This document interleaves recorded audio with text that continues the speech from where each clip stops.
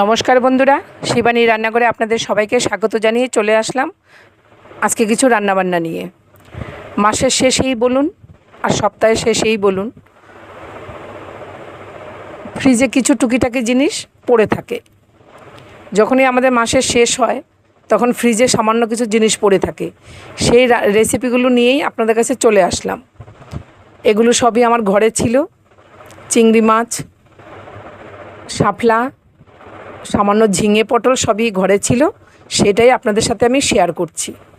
সামান্য একটা মিহি পেস্ট করে নিয়েছি।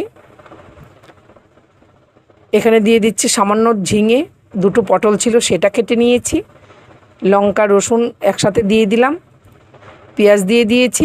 আর চিংড়ি মাছের মাথা সাধারণত আমরা অনেকেই ফেলে দিই, সেই চিংড়ি মাছের মাথাটা আমি ভালো করে ধুয়ে বেছে নিয়ে একটা পেস্ট করে নিচ্ছি। বাস, এটাও একটা সামান্য রেসিপি হয়ে গেল। এবার আমি কড়াই বসিয়ে দিয়েছি, গ্যাসের দুপাশে দুটো কড়াই বসিয়ে দিয়েছি। দুটো কড়াইতে আমি তেল দিয়ে দিয়েছি।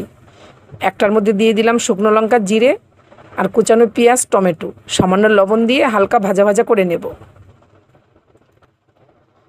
তারপরে এই পাশে কড়াইটার মধ্যে আমি আবারও পেঁয়াজ দিয়ে দিয়েছি। দিয়ে গ্যাসের ফ্লেমটা আমি লোতে রেখেছি, নইলে তো দুই দিক সামলানো যাবে না। পেঁয়াজ টমেটোটা আবার ভালো করে নেড়ে নিচ্ছি। তারপরে টমেটো, পেঁয়াজ, কাঁচা লঙ্কা পেস্ট করেছিলাম সেটা আমি এর মধ্যে দিয়ে কষিয়ে নেব। মশলাটা আমি ভালো করে কষিয়ে নিয়েছি। তার মধ্যে দিয়ে দিচ্ছি ধনে গুঁড়ো, জিরে গুঁড়ো, একটু কালারের জন্য কাশ্মীরি লঙ্কার গুঁড়ো। যেহেতু গুঁড়ো মশলা তার জন্য একটু জল দিয়ে দিয়েছি, দিয়ে ভালো করে একটু নেড়ে নেব। তারপরে সামান্য একটু হলুদ গুঁড়ো দিয়ে আবারও খুব সুন্দরভাবে কষিয়ে নেব। গ্যাসের ফ্লেমটা অবশ্যই লোতে রাখতে হবে। এইদিকে দেখুন পেঁয়াজটা হালকা লাল হয়ে গেছে। এবার তার মধ্যে আমি দিয়ে দিচ্ছি ঝিঙে পটলের সাথে যে চিংড়ি মাছের মাথাটা পেস্ট করেছি সেটা দিয়ে দিচ্ছি। এসব জিনিস সাধারণত আমরা ফেলেই দিই, সেটা দিয়ে আমি কি রান্না করছি সেটাই আপনাদের সাথে শেয়ার করতে আসলাম। সামান্য লবণ, হলুদ, একটু কাশ্মীরি লঙ্কার গুঁড়ো দিয়ে এটা ভালোভাবে আমি কষিয়ে নেব। এটা পটল আর ঝিঙে দিয়ে চিংড়ি মাছের ভর্তাটা আমি তৈরি করছি। আর এই পাশে দেখুন মশলাটা অনেকটা কষে গেছে। তার মধ্যে আমি ধুয়ে রাখা চিংড়ি মাছটা দিয়ে দিলাম। এইভাবে চিংড়ি মাছটা মশলার সাথে কষিয়ে নিলে চিংড়ি মাছটা আলাদা করে আর ভাজতে হয় না, মশলার সাথে খুব সুন্দরভাবে ভাজা হয়ে যায়। এইদিকে আমি একটা ইন্ডাকশান ধরিয়ে দিয়েছি, তার মধ্যে সামান্য জল দিয়ে ধুয়ে রাখা মুসুরির ডাল আর দুটো কাঁচা লঙ্কা দিয়ে দিয়েছি। তাহলে এইদিকে মুসুরির ডালটা আস্তে আস্তে করে সেদ্ধ হতে থাকবে। আর এইদিকে আমার গ্যাসের রান্নাটা প্রায় হয়ে আসবে। দেখুন চিংড়ি মাছের মাথার যে ভর্তাটা, এটা আমি ভালো করে নেড়ে আরও শুকিয়ে নেব। গ্যাসের ফ্লেমগুলো অবশ্যই লোতে রাখতে হবে, নইলে সব দিক কিন্তু সামলানো যাবে না। এইদিকে দেখুন মশলার সাথে চিংড়ি মাছটা খুব সুন্দরভাবে ভাজা হয়ে গেছে। এবার আমি যে লবণ মেখে রেখেছিলাম শাপলাতে, আপনারা ভিডিও শুরুতেই দেখেছেন, সেটা আমি ভালো করে জলটা চিপে চিংড়ি মশলাটার মধ্যে দিয়ে দিচ্ছি। এইভাবে যদি শাপলার জলটা আগের থেকে ফেলানো যায় তাহলে শাপলাটা কড়ার মধ্যে আর কচু শাকের মতো হয়ে যাবে না। যদি আপনারা জলটা না ফেলে একদম ডাইরেক্ট কড়াইতে রান্নাটা করেন তাহলে দেখবেন শাপলাটা পুরো কচু শাকের মতো মাখো মাখো হয়ে যাবে। আর আপনারা যদি শাপলার জলটা নুন দিয়ে ফেলে দিন আগের থেকে, তাহলে শাপলাটা খুব সুন্দর গোটা গোটাই থাকবে।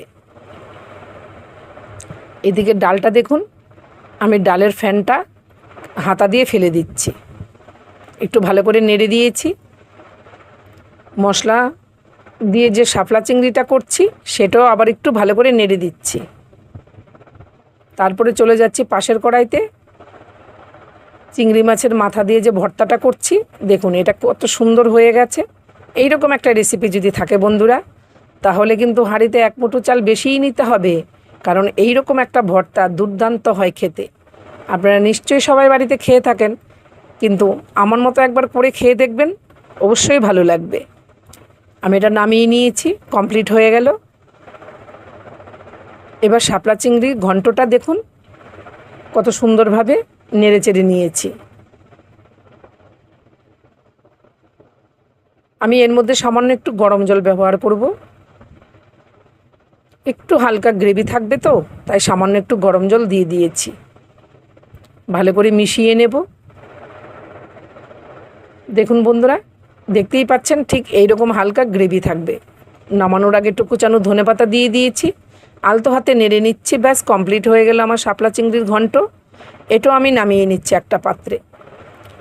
আমি আজকে যে 3টে রেসিপি করছি, এই 3টে রেসিপি আমার পেজে আলাদা আলাদাভাবে দেওয়া আছে। শাপলা চিংড়ির ঘন্টটাও আলাদাভাবে দেওয়া আছে, চিংড়ি মাছের মাথা দিয়ে ঝিঙে পটলের ভর্তাটাও আমার আলাদাভাবে দেওয়া আছে, আর শাপলা দিয়ে যে ডাল করছি সেটাও আমার পেজে আলাদাভাবে দেওয়া আছে।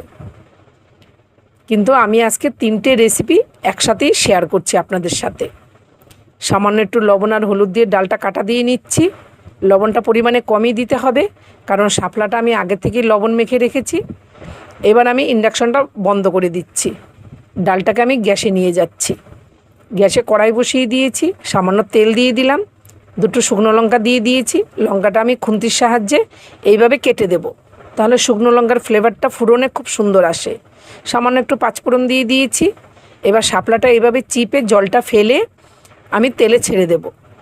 জাস্ট এপিট ওপিট একটু ভেজে নেব, তাহলে কি হবে বলুন তো, শাপলার যে একটা কাঁচা গন্ধ আছে সেটা চলে যাবে। এপিট ওপিট একটু ভেজে নিয়েছি। এবার সেদ্ধ করা ডালটা আমি দিয়ে দিচ্ছি। সেদ্ধ করা ডালটা আমি দিয়ে দিয়েছি। ভালো করে একটু ফুটিয়ে নেব। ডালটা আমার খুব সুন্দরভাবে ফুটে গেছে, দেখতেই পাচ্ছেন আপনারা। এবার তার মধ্যে আমি একটু কুচানো ধনেপাতা দিয়ে দিয়েছি।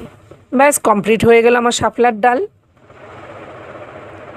এটা আমি একটা পাত্রে নামিয়ে নিচ্ছি। বন্ধুরা, আমার এই রেসিপিগুলো যদি আপনাদের ভালো লেগে থাকে, প্লিজ একটু আপনারা শেয়ার করে দেবেন, আর আমার পেজটাকে ফলো করে আমার পাশে থাকবেন। যদি ইউটিউব থেকে দেখে থাকেন, আমার চ্যানেলটাকে সাবস্ক্রাইব করে আমার পাশে থাকবেন। আপনারা কমেন্ট করে জানাবেন আমার এই রেসিপিগুলো আপনাদের কেমন লাগলো। আমি আবার নতুন নতুন রেসিপি নিয়ে আপনাদের কাছে চলে আসব। আপনারা সবাই ভালো থাকবেন, সুস্থ থাকবেন বন্ধুরা। দেখা হচ্ছে অন্য রেসিপি নিয়ে নতুন আরেক ভিডিওতে। দেখুন এই ভর্তাটা কত সুন্দর হয়ে গেছে। শাপলা চিংড়ি ঘন্টটা খুব সুন্দর হয়েছে, আর এইদিকে শাপলা দিয়ে ডাল সেটাও খুব ভালো হয়েছে। আপনারা একদিন বাড়িতে অবশ্যই ট্রাই করবেন। আজ আমি আসছি বন্ধুরা, টাটা।